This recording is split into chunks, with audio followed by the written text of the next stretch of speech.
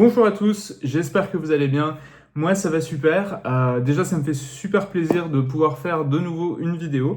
Alors, je sais que ça faisait quelques semaines que j'ai rien posté, et je m'en excuse. Donc, depuis ma review de l'excellent Furiosa. Malheureusement, voilà, pas d'excuses particulières à fournir. C'est juste que j'ai été très occupé dans ma vie perso, dans ma vie pro. Ces dernières semaines. En plus, l'actualité s'était un tout petit peu tassée. Effectivement, il y a eu les conférences, on est en pleine période de ce qui était à l'époque l'E3, mais donc en pleine période de conférences dans le monde du jeu vidéo. Donc effectivement, il y a eu pas mal de trailers, etc. Mais comme je fais pas spécialement de react, donc j'avais pas forcément des vidéos à faire. Sauf que je me contredis tout de suite, puisque effectivement aujourd'hui, on a eu le droit à un Nintendo Direct d'anthologie. Mais vraiment, qui m'a vraiment mis en joie. J'étais comme un dingue, vraiment, c'était ouf.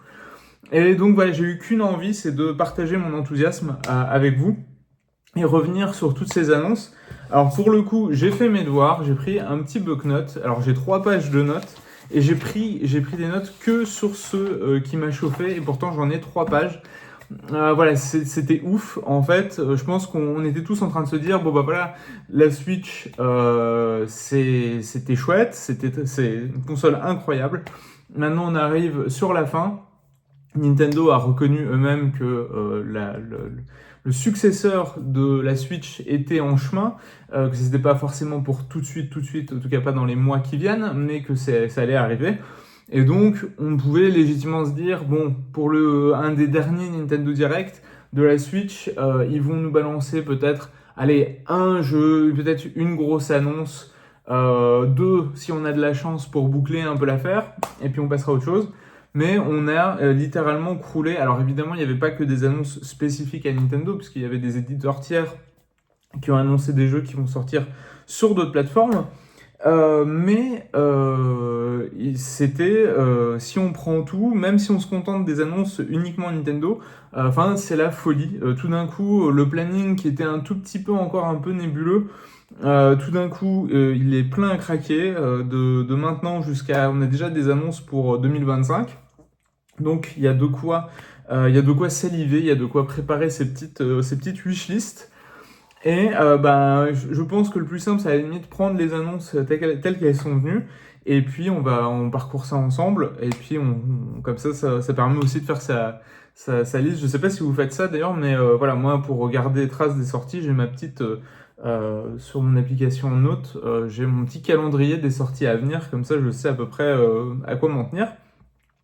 Donc, ça a commencé très très fort par l'annonce d'un nouvel épisode de Mario et Luigi qui s'appellera l'épopée fraternelle. Donc, qui ne sera visiblement pas. Donc, c'est une série d'action RPG dans l'univers de Mario qui avait commencé sur GBA. D'ailleurs, c'était un jeu que j'avais découvert à l'époque où j'étais au lycée. Et j'avais adoré, je me souviens, je l'ai dévoré en vacances. C'était un jeu que j'avais acheté avant de partir en vacances. Et j'ai joué qu'à ça, j'ai fait que ça pendant mes vacances et c'était génial. J'en garde un excellent souvenir. Mais c'était d'ailleurs le Superstar Saga qui était ressorti depuis sur 3DS. Et depuis d'ailleurs tout sur 3DS, moi je vous conseille toute la saga est dispo sur 3DS, il y a 4 épisodes. Le dernier, le Paper Jam Bros, est pas forcément incroyable, mais les autres épisodes sont vraiment chouettes. Notamment, moi celui que je vous conseille, c'est Voyage au centre de Bowser, qui est vraiment très très chouette. C'était des épisodes qui étaient développés par un studio qui s'appelle Alpha Dream. Alpha Dream a depuis fermé. Donc ça ne sera pas développé par la même équipe, mais le trailer a l'air quand même super, très fidèle, au point au moins au tout début j'ai cru que c'était un remake. D'ailleurs j'étais un peu, à la fois j'étais excité mais un peu déçu, je me disais c'est dommage, ça va être encore un autre RPG Mario en remake. Donc on a eu Super Mario RPG, on a eu il y a quelques semaines on a eu Paper Mario La Porte Millénaire. Et donc là, on a on a un nouvel épisode de Mario et Luigi qui va donc sortir, ce sera le jeu de fin d'année, un des jeux de fin d'année, puisqu'il sortira le 7 novembre. Ça a l'air très très chouette, ça a l'air très sympa, toujours dans l'esprit Mario et Luigi. Je dois reconnaître, alors je me rends pas compte à quel point c'est un avis qui est partagé, mais moi, à titre perso, entre Paper Mario et Mario Luigi, j'ai une préférence pour les Mario Luigi. Déjà parce que je les trouve plus marrants. Ils ont un sens de l'humour un petit peu moins sage. Alors bon, ça reste dans l'univers de Mario, mais il y a un côté pince sans rire que je trouve assez marrant. Enfin, pas forcément commun dans l'univers de Mario. Donc voilà, moi j'attends cet épisode avec impatience, surtout que voilà, il y a une belle gueule, on retrouve bien l'ambiance, tout, et puis le concept de ce bateau m'intrigue, donc ouais, on va voir. Donc ça a l'air plutôt sympa. Ensuite, ils sont revenus vite fait sur le Nintendo World Championship, donc c'est une espèce de compilation de mini-jeux à faire. Donc, enfin, un peu comme les NES Remix qui étaient sortis à l'époque sur 3DS et Wii U. Rejouer à des classiques de la NES dans des épreuves timées pour essayer de battre les meilleurs chronos. Donc ça, normalement, je devrais pouvoir vous faire un unboxing puisque j'ai pu précommander la collector dispo sur le site de Nintendo France. Donc voilà, la collector qui a l'air plutôt chouette. Donc voilà, mais ça sortira le 18 juillet. On était au courant, donc ils l'ont brièvement mentionné. Ça, c'est un truc qui était cool, c'est que les sorties pour lesquelles on était au courant, ça allait très vite. Idem, donc c'était le cas pour Nintendo World Championship, mais aussi pour Luigi's Mansion HD 2. On savait que ça allait sortir, ils ont fait un petit trailer, ils n'ont pas passé 10 minutes dessus, c'est super. Fantasian a été mentionné juste après. Donc Fantasian, c'était le RPG de Sakaguchi qu'il a développé pour Apple Arcade. Et autant je suis évidemment en fan de RPG, je m'intéresse à tout ce que fait Sakaguchi, avec je m'intéresse à tout ce qu'il fait, mais malheureusement les jouer sur mobile c'est pas mon truc. Voilà, pourtant Dieu sait que j'ai essayé. Au-delà de l'époque de Angry Birds, du tout début, voilà, tous ces petits jeux auxquels on jouait tous dans le bus. Depuis cette période, j'avoue que voilà, il y a tellement peu de temps qui reste dans la journée après le boulot que je préfère me concentrer sur des gros jeux. C'est pas pour manquer de respect aux jeux mobiles, mais du coup, en fait, je ressens pas la même immersion de jeu. C'est bizarre, hein, parce que l'écran est pas forcément si différent en plus maintenant avec les portables qu'on a maintenant. Mais j'arrive pas, donc je suis très content de pouvoir découvrir Fantasian en cet hiver, qui sortira donc sur Switch. Donc ça c'est très chouette. Alors je le mentionne, c'est pas grand chose, mais c'est la nostalgie qui parle. Il y aura un nouveau jeu des Looney Tunes. Ça c'est un truc, et c'est marrant parce que j'y pensais il y a pas longtemps, et je me dis tiens c'est bizarre, c'est dommage. Il n'y a pas beaucoup de jeux dispo, c'est ça, de jeux. Même de manière générale, il n'y a pas grand chose qui est fait de manière générale avec les Looney Tunes. Alors que c'est des persos, c'est un univers qui est génial, c'est un univers avec lequel j'ai grandi, l'époque sa cartoon, etc. Donc c'est des personnages auxquels je suis très sensible. Le jeu a pas l'air dingue, donc ça va être des 4 jeux de sport, je crois. Il me semble notamment avoir vu le basket, le foot, le tennis. Le 4e, j'ai oublié c'était lequel.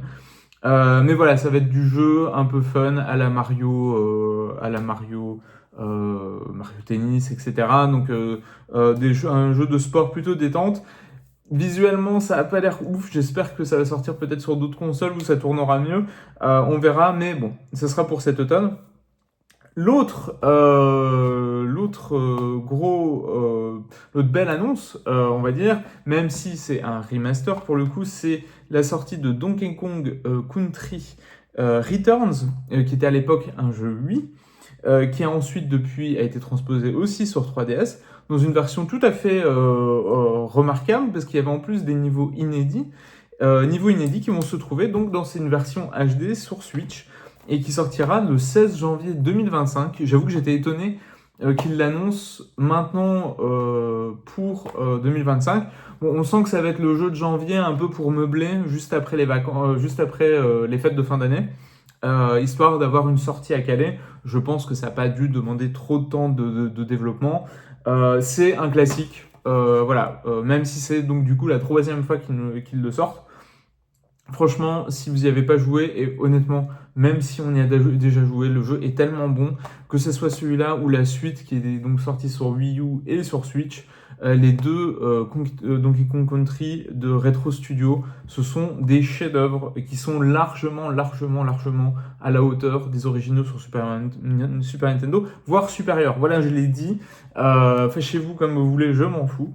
Voilà, je trouve que moi j'adore les jeux de plateforme, c'est ma vie.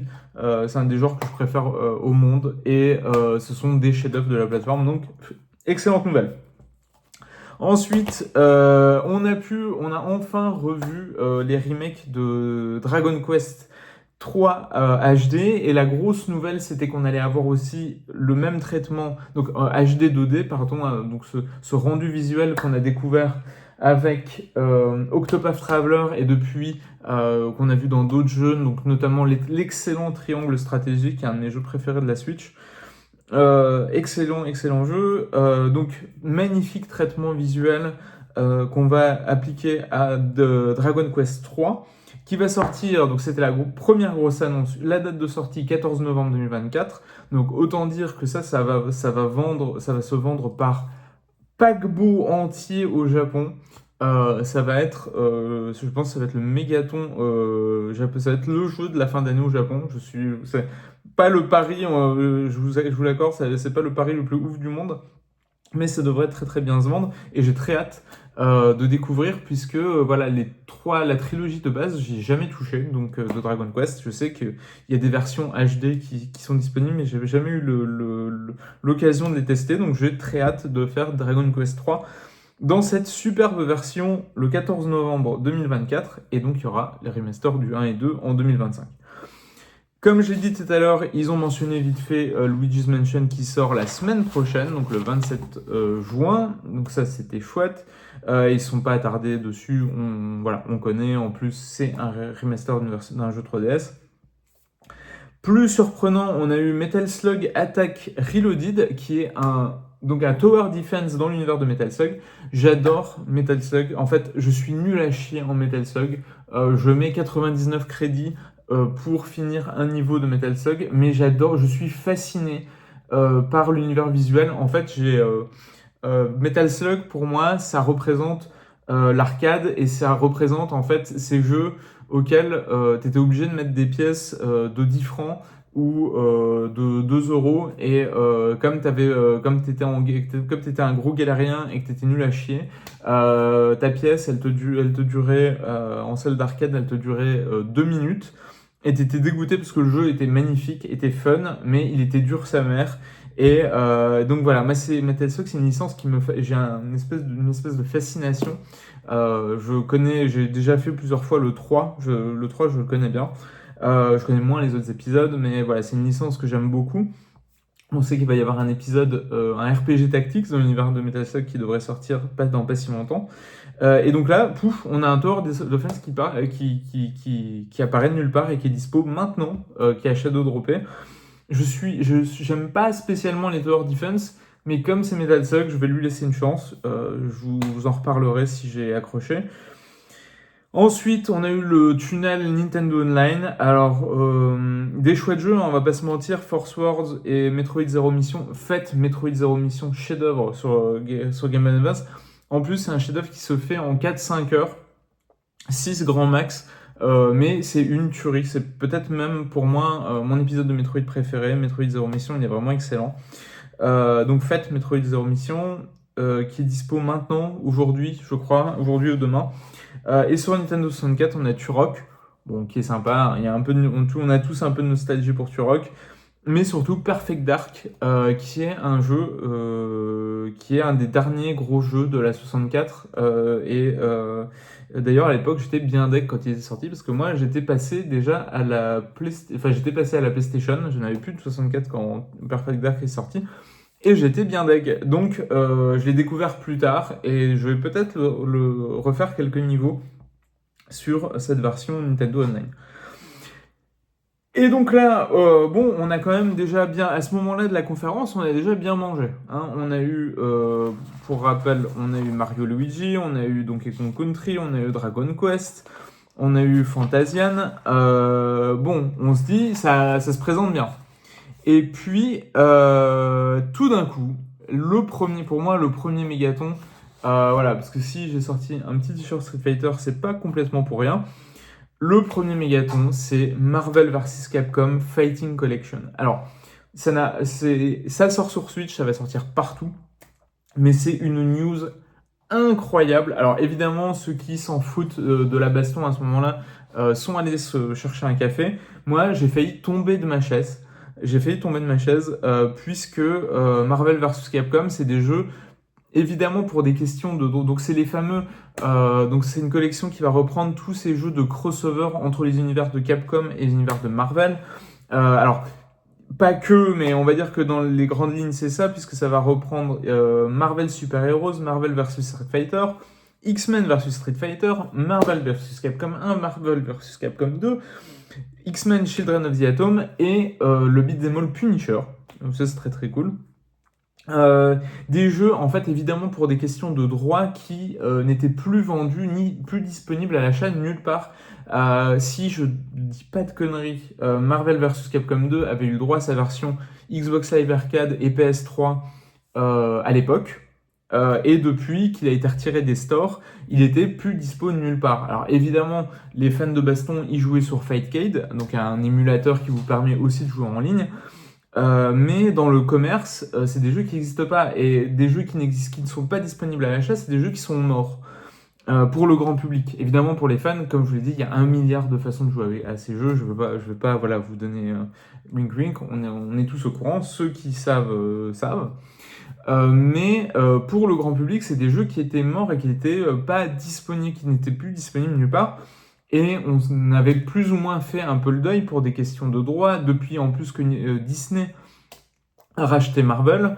Voilà, négocier avec Marvel, ça devait pas forcément être évident. Alors négocier avec Disney, ça doit être l'enfer sur Terre. Et je ne sais pas comment c'est arrivé. Est-ce que c'est des pétitions de fans sur Internet? Est-ce que c'est la volonté de Capcom, voilà, qui est dans une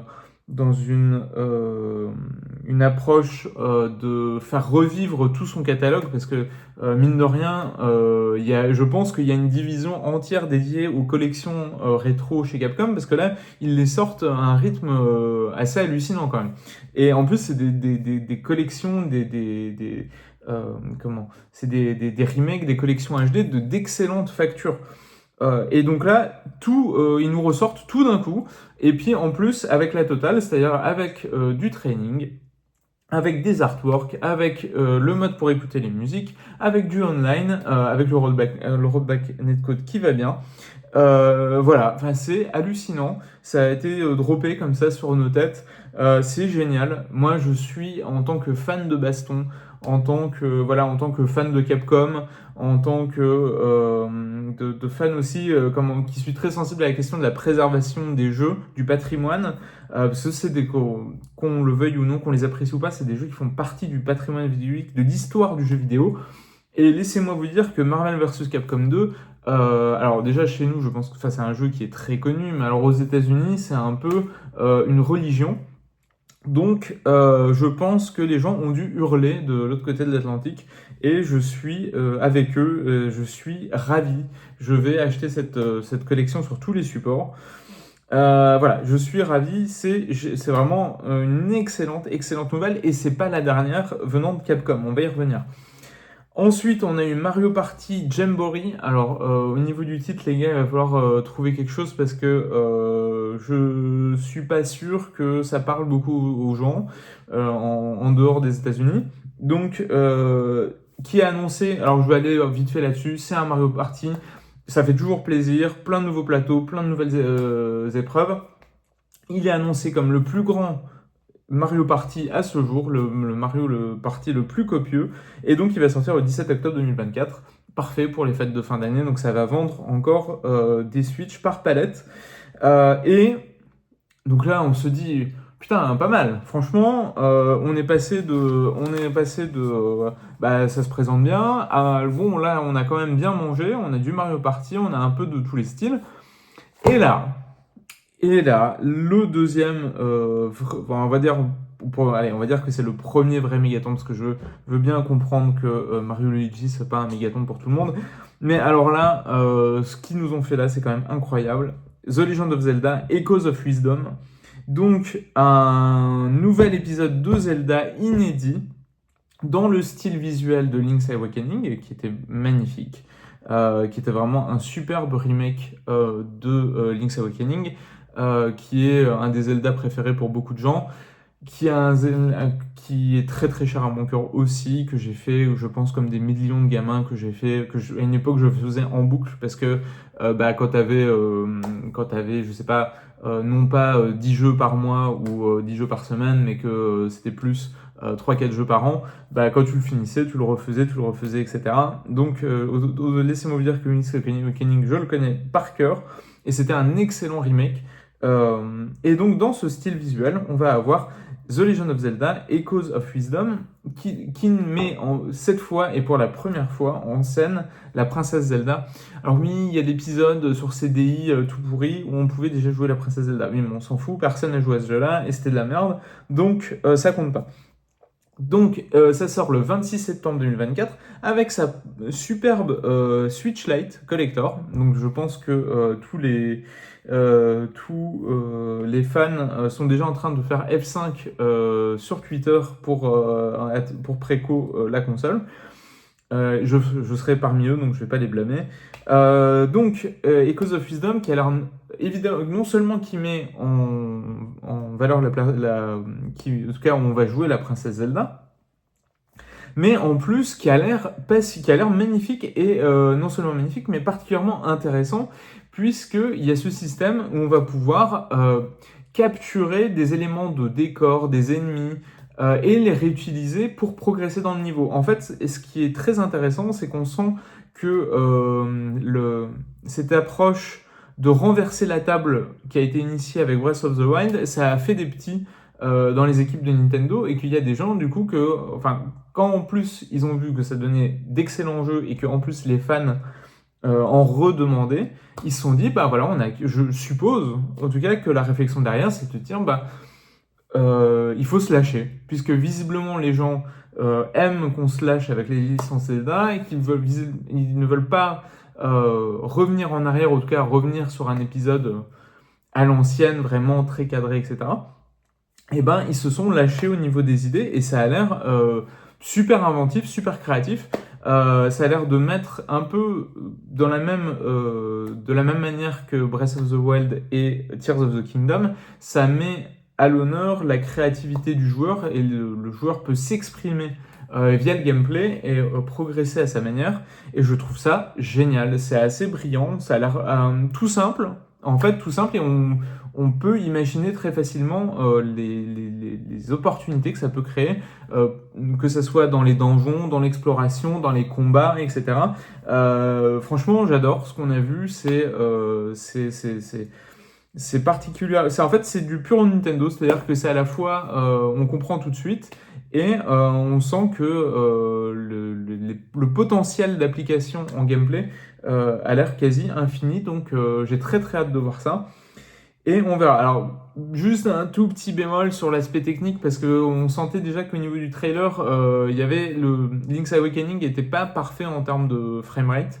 Il y avait des petits ralentissements dans certaines zones, et là on sent que ça va être un peu la même chose. Alors j'espère que le fait de pouvoir multiplier des objets ou des ennemis, etc., ça va pas, le jeu va pas exploser, mais ayons confiance. Ça se présente très très bien, et donc ça sort le 26 septembre 2024. Voilà, septembre, on a un Zelda. En octobre, on a un Mario Party. En novembre, on a Mario et Luigi. Le planning est quand même solide. On est parti ce serait cool qu'on ait un ou deux jeux avant la prochaine console, à un jeu par mois, de nouveau. Donc c'est très très chouette. Et alors là, moi, à ce moment-là, je me suis dit, en fait, à ce moment de la conférence, je me suis dit, putain, c'est incroyable, c'est génial. Et je me suis dit, on est à 30 minutes de conf. Il reste 10 minutes. C'est-à-dire que les mecs ont droppé un Zelda inédit et c'est pas le dernier truc de la conf. C'est là où je me suis dit, ok, cette conf est légendaire. Ce Nintendo Direct est légendaire. Et c'est à ce moment-là, et alors là, je suis, encore une fois, je ne cessais de tomber de ma chaise, puisque, alors ça, je ne croyais pas dans mes rêves les plus fous, Capcom, toujours eux, revient pour annoncer Ace Attorney Investigation Collection, le remake HD des aventures de Benjamin Hunter. Pardon. Donc, je vous en ai déjà parlé parce que voilà, je vous saoule avec Phoenix Wright, mais je m'en fiche, c'est une de mes séries préférées de tous les temps. Sur DS était sorti uniquement au Japon et aux États-Unis ce spin-off de la série qui mettait en scène les aventures de Benjamin Hunter, qui n'était pas ce coup-ci des jeux qui simulaient. En tout cas, le jeu ne tournait plus cette fois-ci autour d'un procès, mais en tout cas, il tournait autour d'investigations. C'était des vrais jeux d'enquête. Il fallait examiner des scènes, discuter avec les personnages, rassembler des indices, connecter ces indices entre eux, et ensuite démonter les théories, ou en tout cas les mensonges des autres personnages. Donc c'était vraiment un jeu d'enquête et qui nous mettait dans la tête de Benjamin Hunter. Cet épisode on pouvait se le procurer. Il me semble aussi qu'il était sorti au UK. Il était sorti chez nous aussi, mais dans une version pas traduite. Je crois qu'il était aussi sorti chez nous. Je dis peut-être une bêtise. Il était peut-être sorti en Europe parce que je me semble qu'il y a une version UK. Il était sorti, en tout cas, cette version était sortie, mais en très très peu d'exemplaires hors du Japon. Et sa suite n'a jamais quitté le Japon. Il y a une ROM traduite qui est disponible, que vous pouvez trouver, dont vous pouvez trouver des extraits sur YouTube facilement. Donc bref, c'est 2 épisodes qui vont avoir droit au traitement du remaster. Donc ça, en l'espace simplement sur 2024, les fans de Phoenix Wright auront eu l'Apollo Justice Collection, trilogie, et les remasters HD, des remakes HD, HD, de Ace Attorney Investigation. La vie est très très belle, les amis. La vie est très très belle. En plus, voilà, on a le droit encore une fois à tout le tout team, les artworks, la musique. En plus, les sprites, on a le droit à des nouvelles versions ou les versions d'origine qui sont magnifiques, pour lesquelles j'ai beaucoup de tendresse, les sprites d'origine qui je trouve très jolis. J'ai rejoué en fait à ce jeu-là en janvier, avant la sortie de la trilogie Apollo Justice, et c'est charmant. C'est un jeu absolument charmant qui mérite d'être fait. Et j'ai très hâte de pouvoir jouer à sa suite. Donc c'est génial. Et ça sort le 6 septembre 2024, donc c'est quasiment demain. C'est génial. Alors moi j'étais refait. J'étais complètement refait. Ensuite, et le pire, c'est que c'est pas fini. Ce n'est pas fini. On a eu l'annonce, parce que je veux quand même le mentionner, on a eu l'annonce du nouveau jeu des créateurs de Danganronpa. Donc ça toujours intéressant de garder un œil dessus. C'était un trailer, on n'a pas vu un milliard de trucs. Donc ça s'appelle 100 Line Last Defense Academy, qui sort en 2025. Alors on retrouvait le style visuel de Danganronpa, mais ce coup-ci, il y a l'air d'avoir des éléments d'RPG tactique. Il y avait des scènes de combat, de RPG au tour par tour et sur une grille. Donc soit c'est du Tower Defense, soit c'est du RPG tactique. Et il y avait aussi des phases qui ressemblaient fortement aux phases dans lesquelles, celles où on se promène dans les phases d'investigation dans les Danganronpa, avec le personnage qui se promène sur un plan 2D. Donc, très hâte de voir ça. Je pense qu'au niveau de l'écriture, ça risque d'être assez délirant. Donc, je pense que ça vaut le coup de garder un œil dessus. L'annonce, alors le problème c'est que voilà, là je suis déjà à 30 minutes de vidéo, donc j'ai fait quasiment aussi long que le direct. On a eu Romancing Saga 2 Remake qui sort le 24 octobre. Je le mentionne rapidement parce qu'il a l'air magnifique. Malheureusement, je ne connais pas l'original, donc je ne vais pas faire genre. Mais ça a l'air, encore une fois, un très beau RPG qui sort en fin octobre et que j'ai assez envie de faire. Je suis très curieux de faire en tout cas. Donc voilà, le mois d'octobre, octobre-novembre, ça y est. On est passé de à quoi on joue à Stop, SVP. Et enfin, le dernier, et là pour le coup c'était vraiment un mégaton, le jeu qu'on n'attendait plus, je pense que, enfin voilà, on a eu enfin Metroid Prime 4 Beyond, les premières images, et qui va donc sortir en 2025. Nintendo s'excuse évidemment de l'attente parce que là c'était un des jeux qu'on a eu, enfin c'était un des jeux qui a été annoncé quasiment au début de la Switch et qui va revenir pour la fin. Alors j'ai juste une théorie à 2 balles là-dessus. Je me demande si ça va pas être ils vont pas nous faire une Breath of the Wild, c'est-à-dire où le jeu va sortir à la fois sur Switch 1 et Switch 2 parce que les images sont quand même incroyables. Alors je sais. Si vous n'avez pas fait le remake de Metroid Prime, le remastered, faites-le, parce que c'est probablement, avec Luigi's Mansion 3, ce sont les 2 plus beaux jeux de la console. Le remake est incroyable visuellement. Le jeu est toujours hallucinant à quel point le jeu était en avance sur son temps, puisque voilà, il est sorti l'année dernière et il est toujours aussi fun à faire. Il est toujours aussi brillant en termes de construction, de gameplay, de level design. C'est vraiment un excellent jeu. Ça a remontré un peu voilà, à quel point Retro Studio c'est quand même des patrons. Et là, donc du coup, ça chauffe. Enfin, voilà, le trailer est très très très alléchant. Il est magnifique. Il est presque trop beau pour être vrai, d'où mon hypothèse à 2 balles de la version Switch 2. On verra, puisqu'il est annoncé en 2025.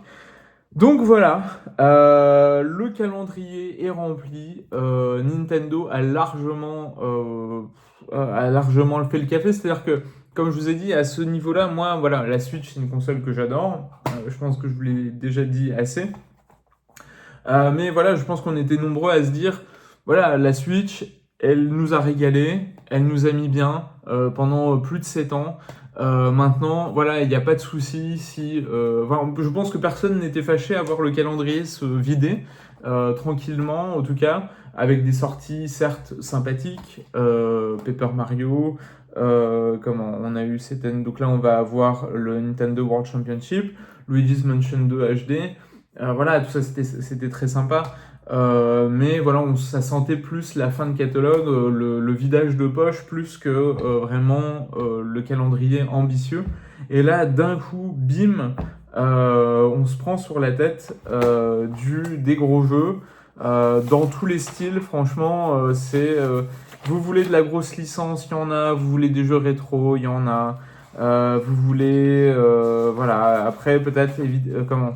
Vous voulez de la nouveauté, parce que mine de rien, le Zelda Echoes of Wisdom a l'air quand même est très très frais dans sa proposition. Franchement, pour moi, c'est un 10 sur 10. Hein. Cette conférence Nintendo Direct, ça doit être un des meilleurs de l'histoire. C'est peut-être le meilleur de l'histoire de la console, et alors que les attentes étaient, on va dire, moi, mes attentes. J'étais plutôt modeste dans mes attentes. Voilà, je vous ai dit, on aurait eu un jeu, deux gros jeux, ça aurait été nickel. Et là, on a croulé. Franchement, si je vous avais dit avant de regarder la conf, tu verras, il y aura Metroid, Zelda, Mario Party, voilà. Et tu m'aurais dit, voilà, ça aurait eu une gueule de fake, de leak fake sur Twitter. Et c'est ce qu'on a eu.